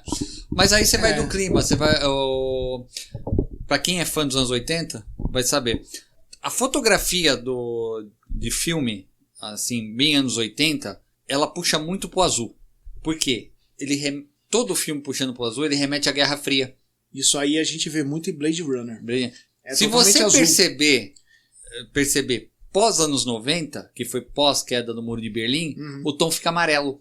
Que é aquela coisa do um novo renascer, um novo raiar. Bem nessa época você fala é mais colorido, não é a cor, é a qualidade da película. Porque já mudou. Deixa eu fazer uma pergunta, porque, assim, eu não gosto do 3. Eu acho razoável. A gente percebeu que você não gosta do 3. Eu acho razoável. Eu Agora, valido o esforço. Mad Max e a Cúpula do Trovão. Quantos minutos de Cúpula do Trovão e quantos minutos de... Porque, vem cá... Quando você vê assim essa chamada, Mad Max e a Cúpula do Trovão, você pensa, vamos lá, Gladiador. O filme Gladiador se passa grande parte na arena, Coliseu. Exato. Certo? Nas arenas. Eu acho que 80% do filme é nas arenas. Né? Agora, a Cúpula do Trovão... É só uma luta. 10 minutos? Vamos chutar 20 minutos. Provavelmente. Nem isso, 10 minutos. Não chega a 20 minutos. Não chega. Aí depois... É a luta dele contra o Blaster. Aí você tem... porque se você pegar literalmente, ele enfrenta o melhor lutador da Cúpula do Trovão. Exato. Da Cidadão. Que nunca foi morto. Nunca foi morto. A partir do momento que ele vence, ele pensa assim, quem vai enfrentar esse cara? Só que a partir daí, se você pega só a Cúpula do Trovão, mata a história do filme. Tudo bem que não tem quase história. Não tem. Mas... É que aí depois tem um encontro dele com os jovens que sofreram um acidente, sobreviveram a um acidente de avião, e eles estão procurando a terra Neverland. A Terra Prometida. Que é essa terceira parte do filme aí demora até mais do que a luta em si do Cúpula do Trovão, né? Concordo com você, Gilson. Eu acho que, na verdade, ter usado o título Cúpula do Trovão, ele é errôneo. Pra mim, é uma coisa até quase que você se sente meio enganado. Eu fui assistir o filme para ver a Cúpula do Trovão. O que é a Cúpula do Trovão? Nossa, essa arena onde 2 entram e um sai vivo. Uau, que da hora, que legal. Acontece uma luta. Que você tá pensando no... Vamos lá, você tá pensando, como diz o Gladiador, né? Exato. Que vai ter várias lutas. Mas aí se você... São anos 80. Vamos lá, vai. Eles tinham que colocar um título pro filme. Subtítulo. Não é um subtítulo. Não é Mad Max 3, tá? Mad Max 3 acabou. Mad Max 3 e Tina Turner. Não, melhor colocar Cúpula do Trovão. Acho que as opções eram muito... Qualquer outra opção era muito melhor do que Cúpula do Trovão. Eu concordo. Gente, a gente falou do subtítulo e tal, mas acho que o único que o subtítulo condiz com o filme é Mad Max Estrada da Fúria. Porque realmente, a galera sai de um ponto A a um ponto B e volta pro ponto A de novo. Mas tudo bem, sem spoiler, mas vai lá. Mas tem muita fúria. Então, eu vou citar algumas coisas do filme e vou deixar vocês explanarem depois. Tá. Primeiro, homenagens. Ele cita várias coisas de antigos filmes. Tanto é que quem faz o Immortal John é o mesmo ator que faz o Tal Coach. Hugh Keys Barn. Primeiro foi a referência. É o primeiro vilão e o último vilão. Que realmente só ia ser legal se ele encontrasse o Mel Gibson em algum momento lá. Mas tudo bem. Segunda coisa. O Miller, ele, como eu falei anteriormente, ele tem muita referência, eu acho por ser médico, a pessoas com deficiência. No primeiro ele tem aquele rapaz que a esposa encontrou, que você falou o nome? É o Bannon. O Bannon. No segundo ele tem alguém... Tem o menininho que praticamente é um anão. O garoto fera. O garoto fera praticamente é um anão. No terceiro tem o Blaster, né? o Blaster, É, que tem síndrome de Down. No quarto ele extrapola. Ele coloca a Furiosa sem um braço. Sem um braço. Sem um braço, com uma prótese. Aquele anão que é Que é ator. Que é o observador lá da cidade. Que na verdade realmente ele tem essa Sim, deficiência, ele não é efeito especial. Não. É o corpo dele de verdade. Né? E aí você joga outra coisa. O problema da linhagem. O Immortan John é pai de todo mundo, praticamente. Exato. E ele quer um filho sadio. Todos eles nascem com um defeito, uma deficiência genética. Aí eu vou colocar isso para vocês explanarem. Eles tinham problema com gasolina nos primeiros. Eles têm a fazenda da gasolina, que resolve esse problema. Fazenda da gasolina, cidade de gasolina, que resolve esse problema. Eles têm a fazenda da bala, que resolve o problema de armamento. Ninguém usa nada assim, arco e flecha, nada. Resolveram. Eles têm uma cidadela que tem água e alimento. Que não é para todo mundo, mas... Só que eles têm um outro problema. Eles têm que resolver o problema da linhagem. Os humanos são deficientes praticamente por causa da radiação. Sim. Ou por causa de interação genética. Tá aqui o Carlão que é o que dá a entender. Na verdade não fica explícito. Não, que teve essa procriação entre pessoas consanguíneas, essa coisa. Exato. Mas tem uma pergunta que me falta. Eles conseguem consertar os carros. Eles devem ter uma maneira... Mas onde eles arranjam pneu quando acaba? Deve ter algum lugar que faz pneu nesse lugar, velho. Pelo amor de Deus. Todo mundo tá com pneu novo. Responde aí, Gilson. Então, não sei. É a resposta que faltou, velho. Mas agora falando... Não, agora... Eu acho que o pneu é o menor das preocupações do filme. Piadas à parte, vamos voltar a Mad Max Estrada da Fúria. Estrada da Fúria não tem um duplo sentido aí, não? Porque será que o Mad Max, ele é o principal do filme, entre aspas. Até certo ponto. Até certo ponto, porque o filme, na verdade, quem se destaca, e muito bem destacado, é a Furiosa. A Furiosa. Será que a Estrada da Fúria não é uma referência à Estrada da Furiosa? Então eu vou dar a minha opinião pessoal sobre esse filme. Pra mim, é um dos filmes mais diferentes e incríveis de toda a saga, porque tô até arrepiado. O Gilson já tocou no assunto. Começa por aí. O personagem principal do filme não é mais o Max. Nós temos uma coadjuvante quase parceira, praticamente parceira, que é a Furiosa. Eles estão em nível de igualdade, né? Nível de igualdade, e eles percebem em um determinado momento do filme que eles têm que se aliar, têm que se juntar e formar uma parceria para conseguir o que eles querem. Sozinhos, cada um por si, não vai dar certo. Eu destaco o mérito para a atuação do Tom Hardy, que fantástico. Ele transmite. Fantástico. Tem poucas falas, mas o gestual do Tom Hardy só fez este filme, né? É o que lembra muito o 2. É por isso que eu gosto muito desses dois filmes. Sim, o 2, o Mel Gibson, ele tem 16 linhas de fala, gente, no 2. Sendo que ele fala 2 vezes, eu só estou aqui pela gasolina. Então já repetiu, se repetiu, é só 15. Uhum. E no filme 4 do Tom Hardy, quantas linhas de fala ele tem? Deve ser menos do que isso. A atuação se dá pelo olhar, pelo gestual, pelo subentendido. A química entre ele e a Charlize Theron, você viu que é mínima. Se tiver, é muito mínimo perceptível alguma conotação sexual. É zero. É zero. É zero. É zero. O Max é um sobrevivente. E ela também. E ela é uma sobrevivente com um ideal. Ela quer ir para um lugar que ela quer um paraíso. Com spoiler. Com o spoiler. filme é de 2015, cara. Se você não assistiu até hoje, faz 6 anos, azar é seu. Ela quer ir para um lugar que ela... Olha a ideia. De onde ela veio. De onde ela foi sacada, né? Sequestrada. Ela foi roubada da mãe dela. Da memória de infância. Que eram pra ela no paraíso. E o que é melhor, ela leva as outras meninas que são as esposas, as noivas, esposas do Immortan Joe. E ela vai salvar elas também porque ela sabe o que elas vão passar, porque ela passou por tudo isso. Verdade. Ela foi uma esposa dele. Uhum. E ela é considerada a imperatriz. Só que quando ela passa pelo local que foi o paraíso dela. Só que foi destruído. Que é aquela parte que os corvos, a gente fala dos corvos, né? Uhum. As vivilinas. Acabam destruindo por causa da água. Mas aí é que entra a sacada do sobrevivência do Max. Quando ele fala assim, ela fala, você vai andar 160 dias com um tanque de gasolina durante o Salar, né? Que é aquele deserto de sal. Ele fala, vocês não vão encontrar nada. Só que pra lá vocês sabem o que tem.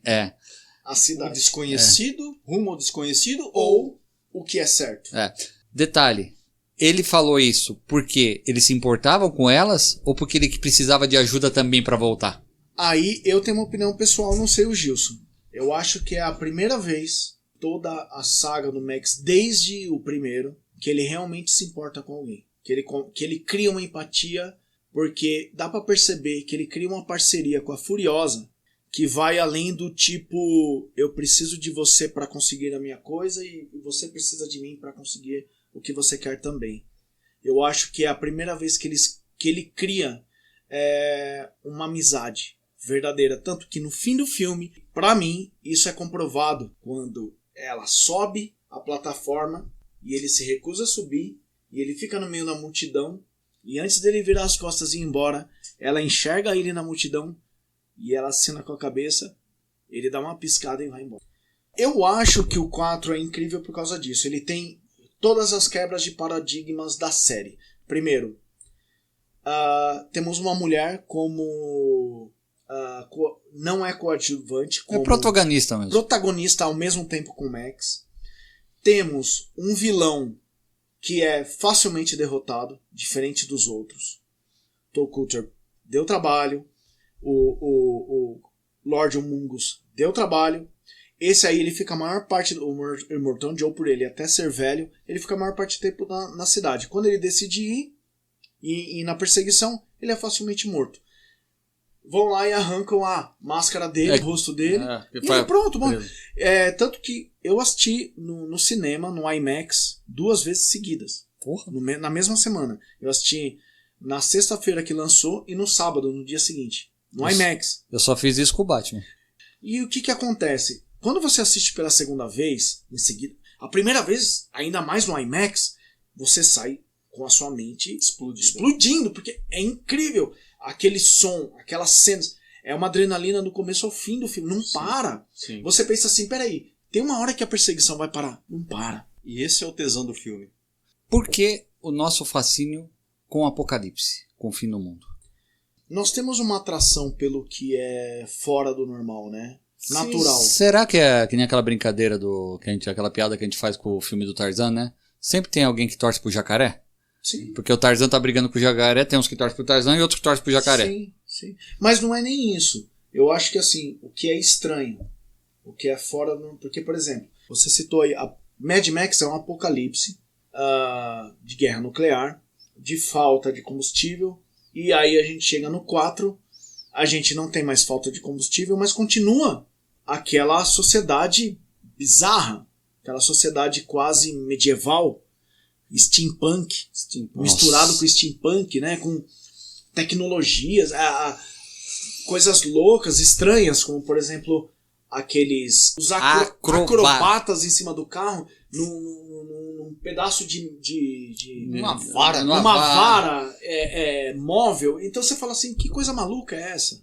O Gil tinha comentado comigo, né? Eu não sabia. Que foi o pessoal do Cirque du Soleil, né? Sim. O Cirque du Soleil que fez essa parte. Mas tinha que ser, gente, porque você bota qualquer pessoa lá, ela cai em 2 segundos. E o contrapeso é um motor. Fora a alegoria que foi feita à sociedade de consumo, né?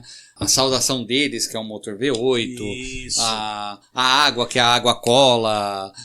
O que eles querem comer um Mac no céu. Entra um fator de religião, né? Exato. O motor... O Immortan Joe, ele criou uma religião. Vou citar um livro agora aqui, mais um livro citado, Momento Literário. Admirável Mundo Novo, quem leu vai lembrar que a divindade era a grande Fordência, a vossa Fordência, né? Ligada a Ford, porque era tudo ligado à questão industrial, tecnologia, questão industrial. O Mad Max, né, nesse 4, ele extrapola essa coisa, ele transforma realmente numa religião. Sim. O carro é divino. Exato. O carro, assim, partindo desse pressuposto, você idolatra o carro, o carro virou você tem menos... Símbolo do V8, né? Como Você tem menos... Você tem menos disparos. Você não tem muito troca de tiros. No final tem umas metralhadoras do caralho, né? Tem. Não, Mas aí é uma coisa interessante que você tá falando da religião. o Porque os War Boys, que são aqueles jovens que seguem o Immortal Joe Nossa, que louco. sem restrição nenhuma. O que o Immortal Joe falar, eu faço. Porque eles Aquele têm. fanatismo. Porque eles já nascem condenados por predestinado à morte. Porque eles já têm uma vida perene. Sim, eles têm uma vida curta. Que eles já nascem doentes. É. Então eles sabem que eles vão. Então, qual que é a motivação de vida deles? Ir pro paraíso. Valhalla. Ir pro Valhalla. que é o Brilhante paraíso, e cromado. e cromado. E aí eles usam aquele Spray cromado, que é pra simbolizar que, olha, eu sou o seguidor do Immortal Joe e eu vou pro Valhalla. Se eu morrer pelo Immortal Joe. Então eu acho que o 4, ele é um dos filmes mais fantásticos da saga. É que eu coloco o 2 quase no mesmo patamar, ou talvez no mesmo patamar, pela temática em si. Mas o 4, ele é muito mais profundo, isso eu não posso negar. Vamos lembrar. Detalhe, vamos citar uma coisa importante? Eu quero citar uma coisa aqui. Tá. 2, pra falar a verdade. E eu não quero citar nada. Depois eu cito a terceira. Eu quero citar 2 coisas. Diga. Primeiro, o George Miller, após Mad Max, fazer que ele não fez nada, ele fez Baby, o Porquinho Atrapalhado, Que ganhou o Oscar. e Rap Fit. Que também ganhou o Oscar. E segunda coisa. E ele só fez, detalhe, filmes infantis. Bobinhos, criancinhas. Ele tinha caiu na mão dele o roteiro da Liga da Justiça, que não foi feito. Sim, só que ele também fez o Óleo de Lorenzo, de 1992, que é um filme fantástico. Também, muito bom. Fantástico. É um drama. Então isso dá pra demonstrar que Susan Sarandon, né? O George Miller, ele não é um ator, não é um diretor só de filme, de ação, ou filme... Infantil, né? Isso, ele é capaz de fazer qualquer coisa que cai na mão dele, que ele sabe fazer bem feito, tem sucesso.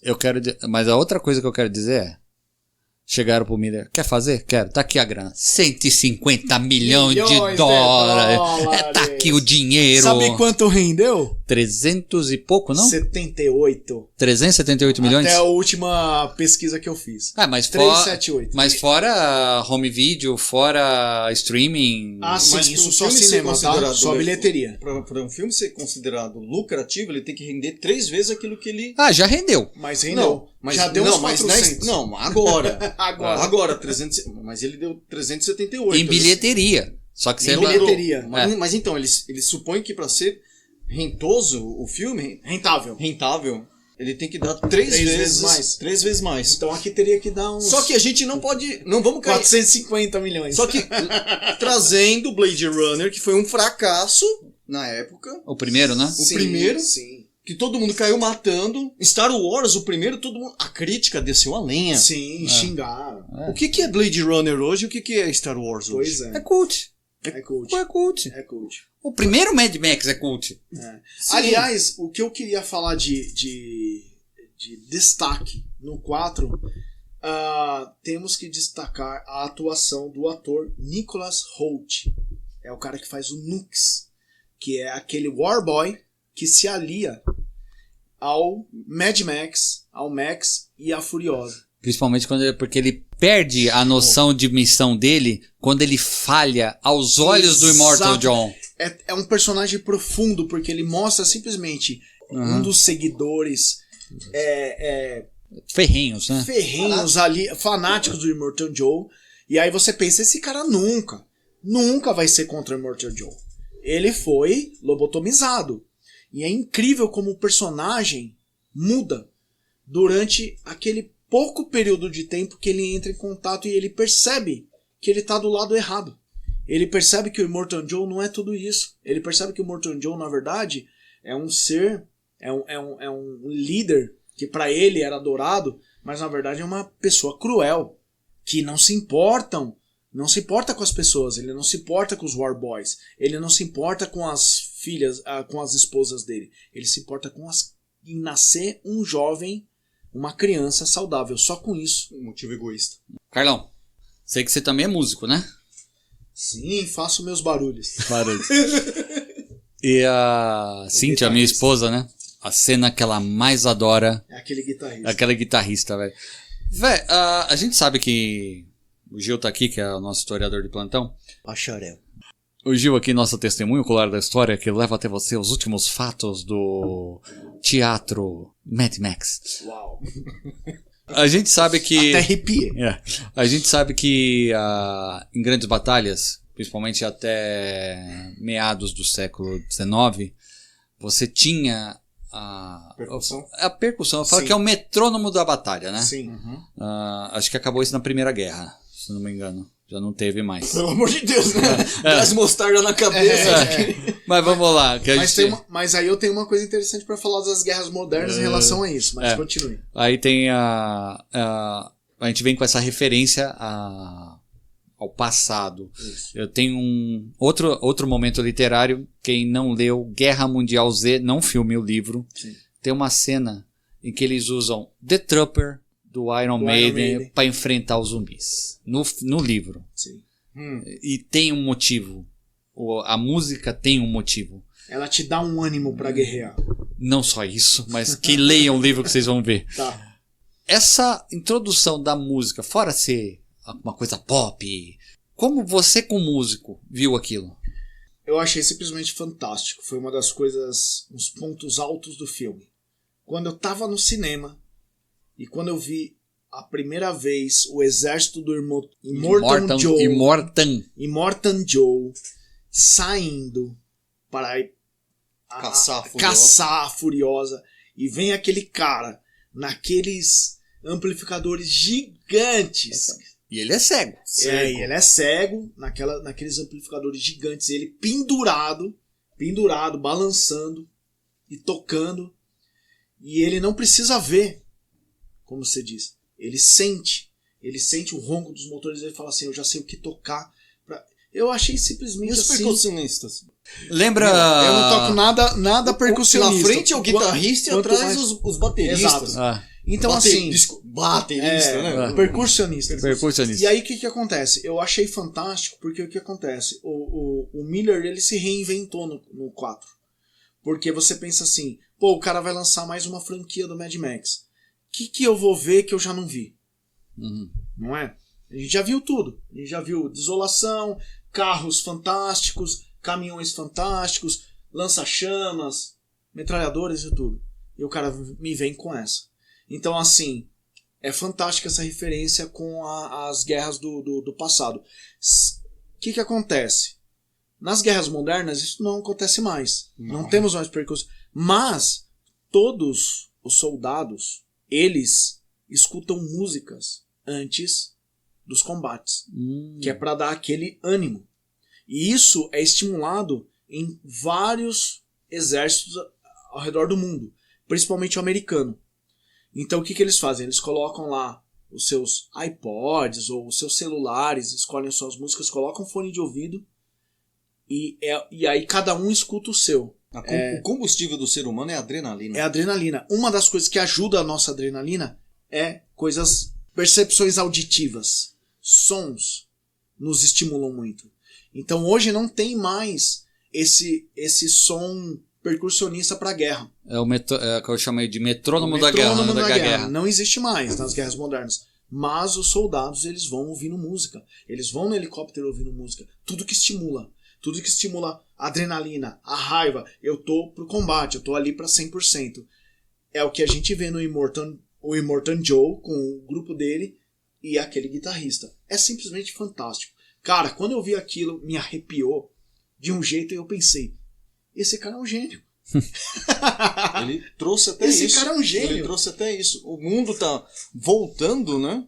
Tá dando marcha ré, vamos dizer assim. Exatamente. Como a gente tá num estágio muito rudimentar. Tá usando a tecnologia, mas tá voltando aquela coisa da marcha, né? Dos tambores rufando pra guerra, né? E o que encaixa com a época? Uma guitarra elétrica.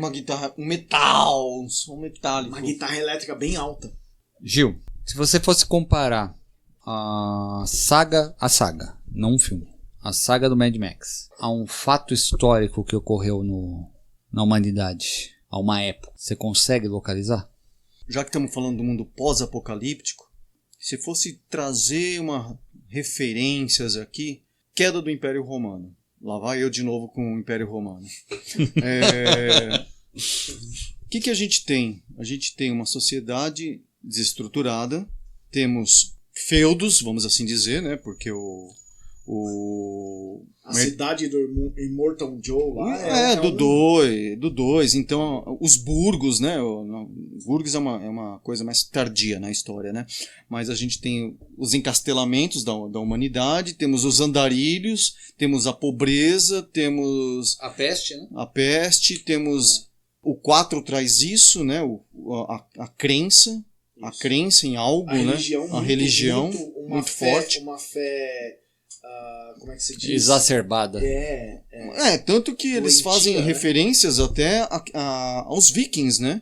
Ao Valhalla. Valhalla é o paraíso deles, né? E não se esqueça dos berserkers, né? Que eram aqueles caras que ficavam loucões Tomavam ervas, né? Pra ficar loucão na luta. Fora da consciência, isso. Então eu acho Chegavam a lutar nus. Sim. Sem armas, lutavam com as mãos, mordiam. E temos então ainda a questão sonora realizada, em que muito cara vem do Império, na verdade vem Império Romano, o chinês, né, que utiliza muito disso.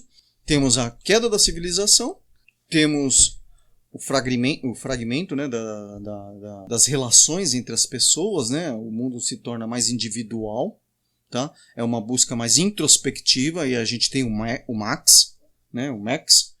Eu acho que a Idade Média, a Idade Média motorizada. A Idade Média motorizada seria uma Idade Média steampunk? Uma Idade Média steampunk. Mesmo que, vamos lá, né, vamos com todas as ressalvas. A Idade Média no modo clássico de pensar, né, no modo mais clássico de pensar, sim, porque a gente, quando se estuda mesmo a Idade Média, ela foi de grande progressão científica, cultural, mas em termos assim de quando a gente busca religião, sabe, o andarilho, por que não, né? A busca tanto no segundo quanto no terceiro lá das crianças, quanto mesmo no quarto de um lugar melhor para ela, é como aquela busca do paraíso. Que às vezes, aqui no quarto ele diz, o paraíso é aqui. O paraíso é onde você consegue dominar. Sabe o que eu acho engraçado? Que tem aquela crônica que eu fiz do Isaac, o No More, de Mission Zero.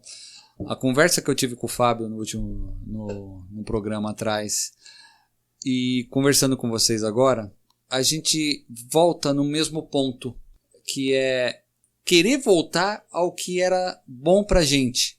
E o ser humano, ele tem essa tendência, Sim. A tendência à nostalgia que eu falei aquela vez, mas ele não quer enfrentar o seu futuro, ele não quer construir o seu futuro, porque ele sempre olha pro passado pensando, antes era melhor. Sim, A gente cai nisso, de sempre achar que, no meu tempo era bom, sim, sabe? E eu acho que o legal desse filme é justamente isso. Ele quebra.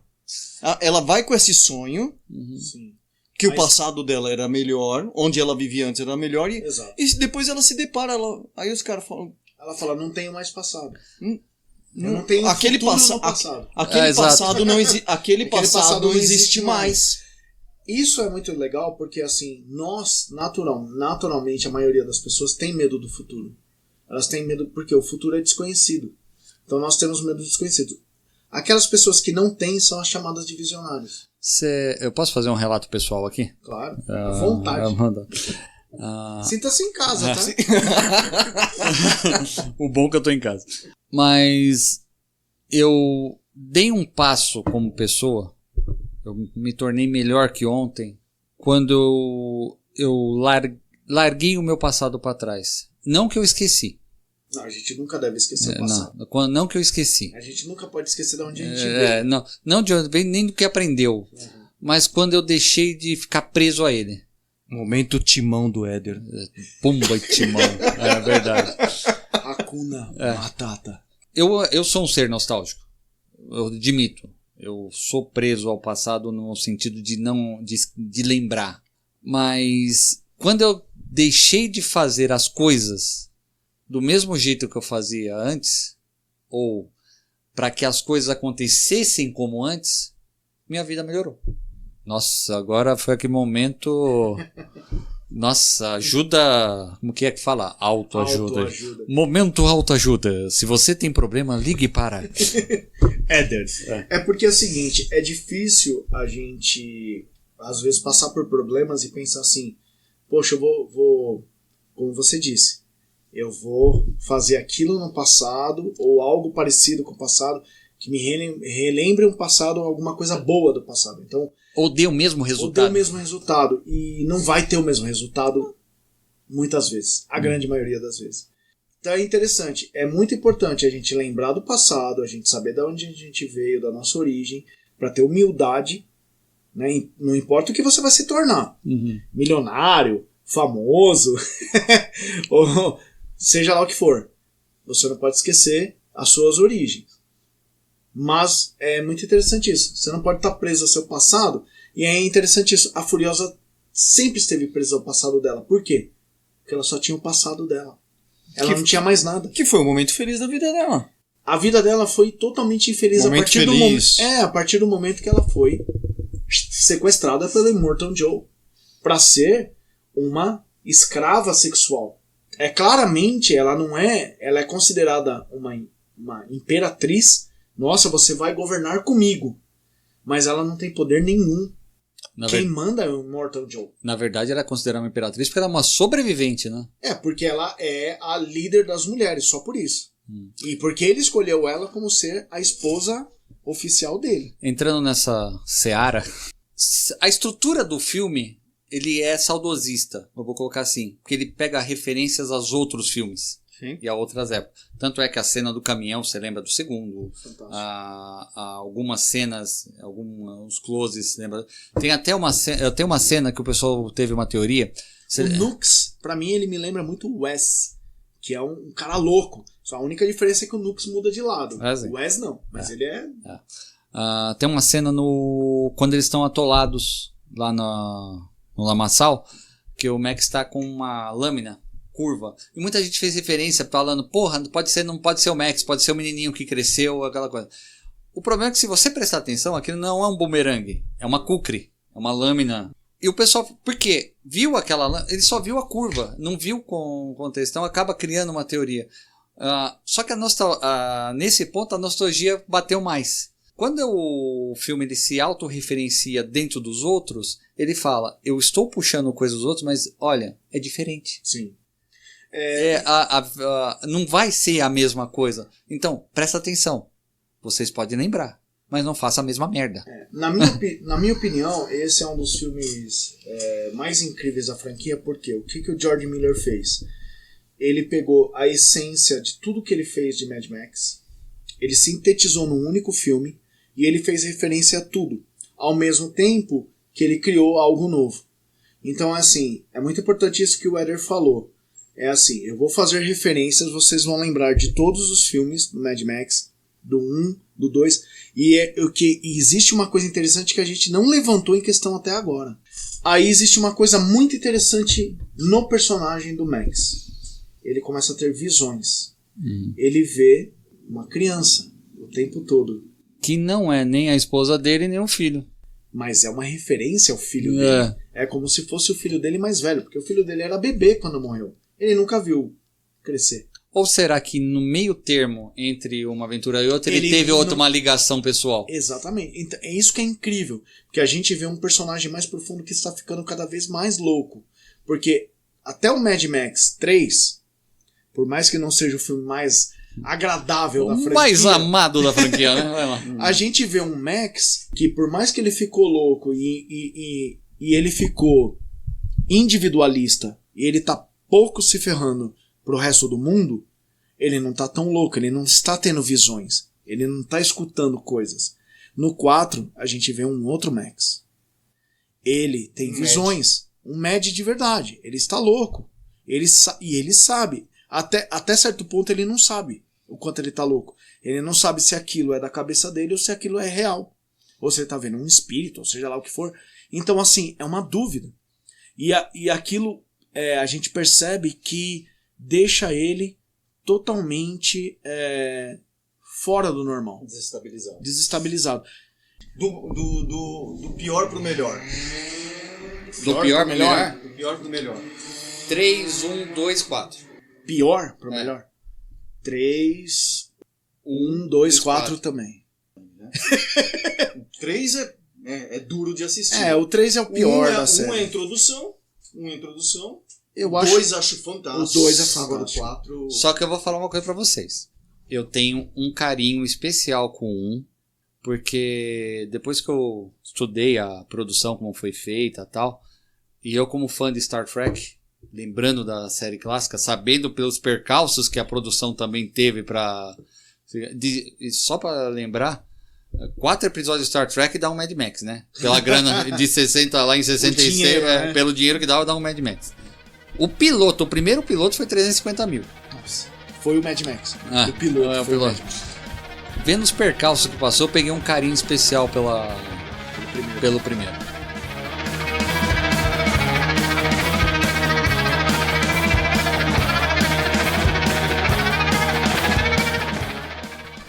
Gente, obrigado de novo.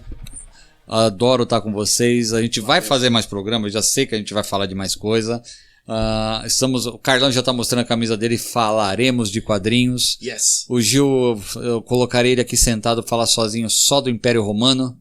Vai ser lindo. Vai ser. Não sei se vou falar do Império Romano, mas tudo bem.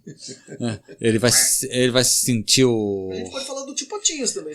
Pode ser. Mas, Carlão, obrigado, Carlão. Eu que agradeço, Éder. Valeu aí pela presença. Ele trouxe aqui folhas e folhas de pesquisa. Obrigado, Gil. Gil Gomes Lias Dias. Eu que agradeço, Éder. Éder, valeu, obrigado. Valeu, Carlão, amigo de longa data. É nóis, estamos sempre juntos, Gil. Estamos sempre juntos aí. Um abraço, que o Pioli com certeza vai ouvir isso aqui. Gente, abraço. Falou!